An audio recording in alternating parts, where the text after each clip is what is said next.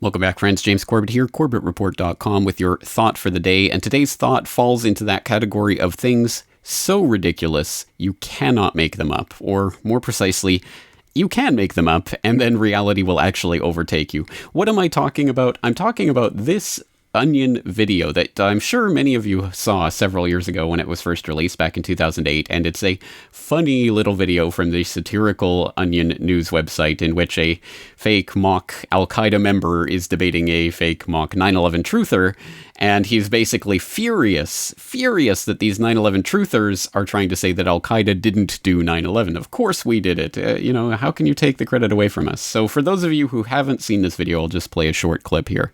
Mr. Girard, how did you arrive at the conclusions in your book? Where are the facts? Well, through here? Scientific examination of Ground Zero. For example, the melted core. I mean, that was definitely evidence that there were thermite bombs that were used in bringing down those buildings. I can assure you, we did not use thermite bombs. I did the research myself. It would not have worked. We flew an enormous airplane into a building. Okay, I think it is obvious what caused the building to crumble. Why are you being so close-minded to this, sir? If more How would you like it if you spent, 2 months in a mountain cave, sleeping on rocks, planning something really special, only to have someone take the credit away from you? Say, oh no, you don't deserve the credit for it. Open up their minds and learn the truth. Mr. Girard.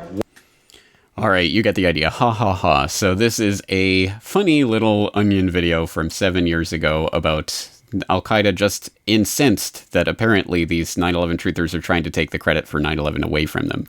Well, that was the Onion in 2008, so that was parody and that was just satire, right? Well, now it's 2015 and it is just sad, mundane reality. For those of you who want more, please go to the Syrian Civil War subreddit where you can find a link to Dabiq 9, They Plot and Allah Plots, which is... well, it's a funny little magazine that's put out by the Islamic State. Yes, ISI, ISIL, ISIS, Daesh, whatever you want to call them. Put out this slick propaganda magazine in English, of course, for recruiting jihadists, I guess. That's the official story. Anyway, They Plot and Allah Plots is issue 9, and as you can see, it's a very sleek-looking, modern-looking magazine with all sorts of nice graphics, and as one of the commenters in the subreddit here notes, LOL when they cite sources, text and graphics from the Crusaders at the Wall Street Journal. So they even cite their sources for their photographs, just in case they're going to get, sued for copyright? I don't know how that works. But anyway, flip through the pages of this virtual magazine and you'll find Conspiracy Theory Shirk.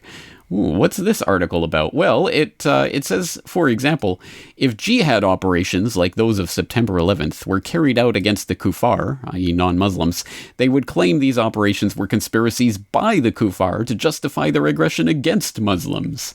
Or if the mujahideen announced an Islamic State, they would say that the kuffar facilitated such so as to justify their continued interference in Muslim affairs. And so, according to these theorists, almost all the events of the world were somehow linked back to the kuffar, their intelligence agencies, research, technology, and co-conspirators.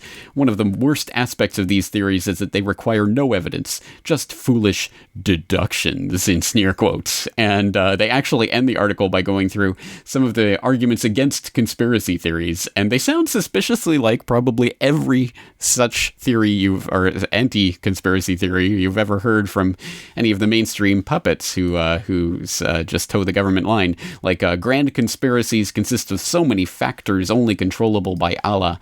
An example of such a grand conspiracy theory is that of September 11th being carried out by the Americans themselves. How many members of the Crusader government would have to be under permanent watch to prevent news of the operation getting out before its execution? How many involved mouths would have to be silenced all over the world to keep such a conspiracy from not being exposed after the fact? How many other matters would have to be guaranteed to preserve the conspiracy? So there you are. Here we are in the official, well, not Al-Qaeda, but Al-Qaeda in Iraq, ISI, ISIS, ISIL publication, their sleek, glossy magazine, decrying the conspiracy theorists because they're cutting into their recruitment campaigns and basically undermining the glory of these jihadists. And interestingly, okay, here we are. One of the worst aspects of these theories is that they require no evidence, just foolish deductions. Well, I would suggest if ISIS is watching that they look up what deductions means, because of course that would have something something to do with evidence. But anyway, no evidence, really? Well, let's take a look at some evidence then. So people may have seen this story come out last week from Judicial Watch. Judicial Watch: Defense State Department documents reveal Obama administration knew that al-Qaeda terrorists had planned Benghazi attack 10 days in advance.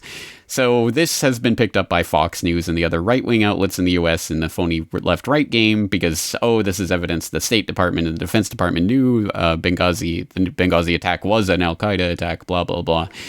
Which, again, is part of this fake Benghazi Gate scandal that they want to keep perpetuating because it feeds into the left-right paradigm. It's just that the State Department, the Defense Department, didn't keep us safe from those dastardly al-Qaeda terrorists. That's what the real story is. So that's the way Fox and Judicial Watch spun these documents.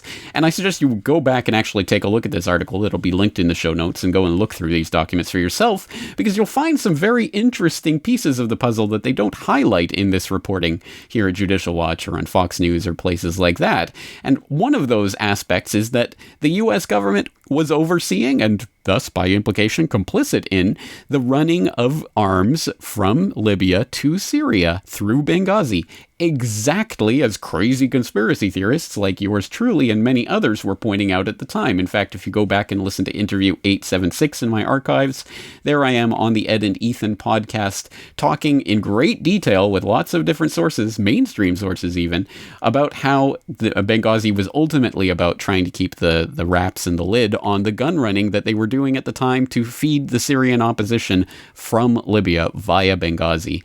And that's an incredible story, and that's confirmed. Now, just in case anyone was out there thinking, that's just crazy conspiracy theory. No, we actually have it confirmed from these internal DoD documents, so please go read them for yourself. But that's not all these documents contain, as Corbett Report listener and Twitter user Steve Chovanec points out. That's not all they reveal, and he wrote an article talking about how the U.S. aided ISIS and the fall of Mosul and Ramadi.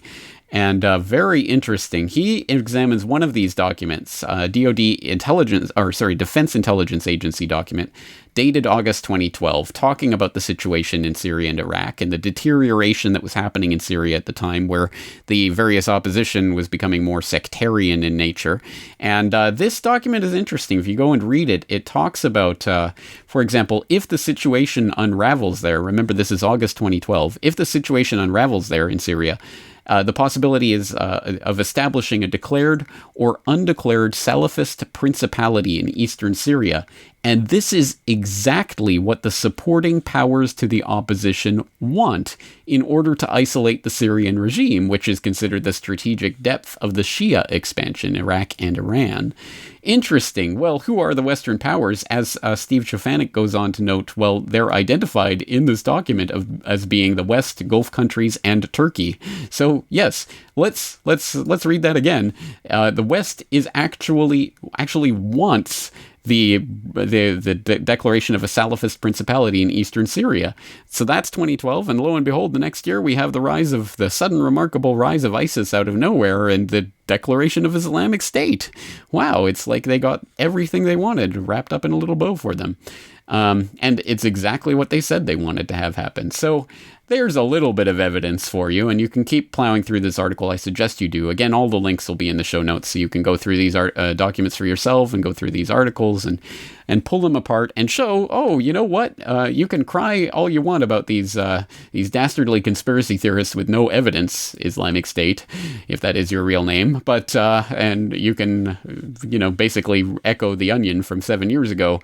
But the evidence is here in black and white that, in fact, yes, the West really was supporting your rise, and that's why you were allowed, for example, to take Mosul back in 2013, 2014, when this sudden rise out of nowhere came about of ISIS. Yeah, right. And it just goes on from there. So there you go. More evidence to add to the conspiracy theory mill. For those of you out there, assuming there is anyone who by some minor miracle has not been exposed to 9/11 truth yet, you might want to start with my 9/11 conspiracy theory video and the related text here with all of the links to all of the sources cited, so that you can go and start exploring the story. And when you're ready for more, just type 9/11 into the search bar on Corbett Report, and you'll have literally hundreds of hours of audio and video and articles to go through about the 9/11 false flag. So there you go. So ridiculous, you can't make it up. or actually you can make it up and then it'll come true. Once again, this is James Corbett, CorbettReport.com, signing off.